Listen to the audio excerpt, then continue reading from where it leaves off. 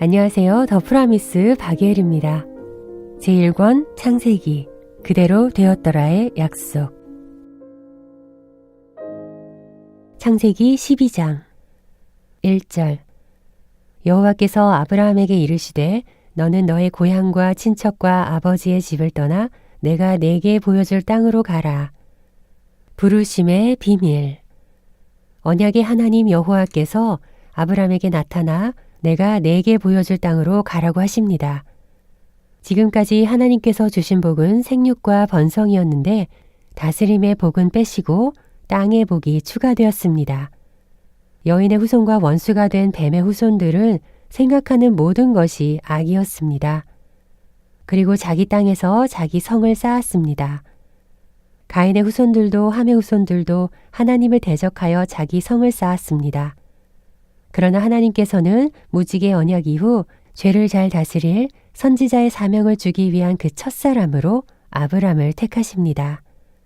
하란에서 데라가 죽자 아브람은 두 가지 선택의 갈림길에 놓였습니다. 형제 나홀 있는 갈대아 땅으로 돌아가거나 아버지 데라의 뜻대로 가나안으로 가야 하나 그 갈등 가운데 하나님께서 확실하게 도장을 찍어 주십니다. 고향과 친척과 아버지의 집을 떠나라. 하나님의 은혜로 홍수 심판 가운데 노아의 가족을 남기시고 복을 주셨지만 하나님과 동행한 아들은 셈뿐이었습니다.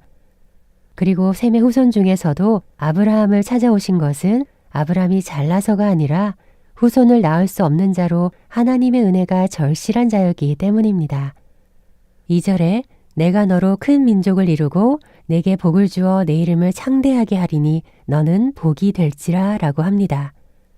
큰 민족을 이루고 내 이름을 창대하게 하라는 11장에서 바벨탑을 쌓던 니므롯의 소원이었습니다.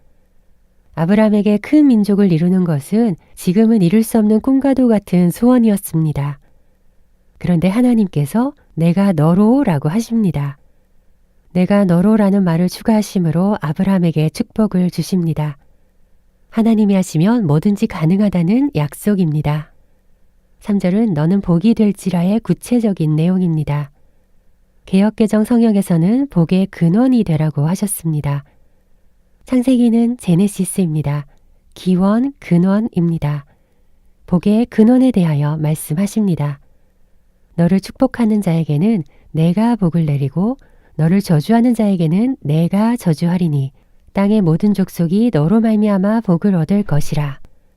복의 근원이 되는 것은 아브라함을 통해서 하나님께서 하시겠다는 약속입니다. 그러니 그 약속은 확실합니다. 쉽게 말하면 아브라함은 축복의 통로가 되라는 사명입니다. 아브라함이 셈의 장막의 축복을 이어받았습니다. 4절에 이에 아브라함이 여호와의 말씀을 따라갔고 롯도 그와 함께 갔으며 아브라함이 하란을 떠날 때에 75세였더라 라고 합니다. 아브라함이 하란에서 갈대아 땅과 가나안 땅 중에서 갈등할 때 아브라함은 하나님이 주신 말씀, 그 약속만 믿고 떠났습니다. 아브라함의 아내와 롯도 함께 갔습니다. 5절에 하란에서 모은 모든 소유와 얻은 사람들도 모두 이끌고 갔습니다. 노아가 방주의 모든 가족과 소유와 동물들을 채운 것처럼 아브라함도 모두 데리고 가나안 땅에 들어갔습니다. 이것이 너는 복이 될지라의 믿음입니다. 히브리서 11장 8절에 나아갈 바를 알지 못하고 나아갔으며 라고 기록합니다. 혼자 떠나도 쉽지 않은 상황에서 아내와 조카까지 데리고 떠났습니다. 내려놓기 힘든 소유도 있습니다. 그런데 아브라함이 떠나기로 결심하자 아내도 조카도 따라갑니다. 소유와 얻은 사람들도 아브라함의 말에 토를 달지 않고 따라갑니다. 평소 아브라함이 신뢰를 잘 쌓아왔음을 알 수 있습니다. 그러나 방주에 탄 모든 사람이 구원받았지만 하나님 앞에 있었던 것은 아니었던 것처럼 아브라함과 함께한 모든 사람이 가나안 땅에 들어간 것만으로 모든 사람이 여호와 앞에 있었던 것은 아니었습니다. 훗날 조카 롯은 아브라함의 곁을 떠납니다. 7절에 여호와께서 아브라함에게 나타나 이르시되 내가 이 땅을 내 자손에게 주리라 하신지라. 자기에게 나타나신 여호와께 그가 그곳에서 제단을 쌓고라고 합니다. 하나님이 내가 내게 보여줄 그 땅에는 이미 가나안 사람들이 거주하고 있었습니다. 여기가 아닌가? 아브라함이 되돌아갈까봐 여호와께서 즉시 나타나서 이르십니다. 내가 이 땅을 내 자손에게 주리라. 노아가 방주에서 내리자마자 그 땅에서 번제를 드렸던 것처럼 아브라함은 자기에게 나타나신 여호와께 제단을 쌓습니다. 그리고 거기서 베델 동쪽 산으로 옮겨 장막을 치고 그곳에서도 제단을 쌓고 여호와의 이름을 부릅니다. 지금까지 여호와의 이름을 부른 사람은 모두 하나님과 동행하는 자들이었습니다.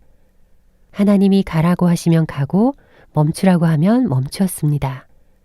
그런데 아브라함은 제단을 쌓은 후 가나안에 거주하지 않고 점점 남방으로 내려갑니다.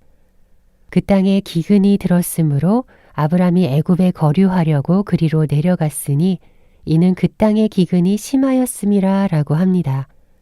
하나님이 내가 이 땅을 내 자손에게 주리라 약속하셨지만 아브라함이 세겜에서 가나안 사람들을 보고 놀란 것 같습니다. 베델 동쪽 산으로 자리를 옮겨 장막을 쳤습니다. 서쪽은 베델이고 동쪽은 아이입니다. 그런데 때마침 기근이 왔습니다. 마치 요셉의 초청을 받은 야곱을 예비하듯 아브라함은 모든 소유를 이끌고 애굽으로 내려갑니다. 거류라고 합니다. 거류란 잠깐 머물기 위해서입니다. 11절에 그가 애굽에 가까이 이르렀을 때에 그의 아내 사레에게 말하되 라고 합니다. 가나안에 이르기 전에는 사레에게 이런 말을 하지 않았는데 애굽에 가까이 이르렀을 때에 아브라함이 아내에게 거짓말을 시킵니다. 그대는 아름다운 여인이라. 애굽 사람이 그대를 볼 때 이르기를 이는 그의 아내라 하여 나는 죽이고 그대는 살리니 원하건대 그대는 나의 누이라 하라. 그러면 내가 그대로 말미암아 안전하고 내 목숨이 그대로 말미암아 보존되리라 라고 합니다. 아브라함이 왜 사레에게 이런 거짓말을 시켰을까요? 사레의 뜻은 나의 공주입니다. 실제로 공주였을 수도 있습니다. 아브라함이 머물렀던 갈대아 우르는 왕조입니다. 애굽에도 바로 왕조가 있습니다. 훗날 똑같은 거짓말도 그랄 왕 아비멜렉에게도 합니다. 아브라함의 거짓말에 사레가 동의했다는 말은 왠지 모르게 사레가 나오는 부분을 보면 공주의 품격이 느껴집니다. 15절에 바로의 고관들도 그를 보고 바로 앞에서 칭찬함으로 그 여인을 바로의 궁으로 이끌어 들인지라 라고 합니다. 그의 아내로 말미암아 바로가 아브람을 후대합니다. 양과 소와 노비와 암수나기와 낙타도 얻었습니다. 일부러 왕들을 찾아가서 공주 아내를 보여주는 아브람을 보며 그럼에도 사례를 통해 여자의 후손 예수님이 오셔야 하기에 하나님이 개입하십니다. 사례를 잉태치 못하게 하신 것도 바로 아브라함에게 해결해야 할 문제가 남아있기 때문입니다. 17절에 여호와께서 아브라함의 아내 사레의 일로 바로와 그 집에 큰 재앙을 내리신지라 라고 합니다. 마치 훗날 출애굽기에서 하나님이 바로에게 재앙을 내리신 것과 비슷합니다. 하나님이 바로에게 개입하심으로 아브라함의 목숨도 지키고 아내 사레의 몸도 지키고 바로가 죄를 짓지 않도록 지키셨습니다. 요즘 말로 하면 거울 치료입니다. 원래는 아브라함이 벌을 받아야 하는데 바로가 대신 벌을 받았습니다. 아브라함의 실수가 인생의 실패로 이어지지 않도록 믿음의 조상으로서 죄를 다스릴 수 있을 때까지 전적으로 하나님께서 은혜를 베푸시고 차근차근 인도해 가십니다. 오늘은 여기까지입니다. 감사합니다. 우리 내일 또 만나요.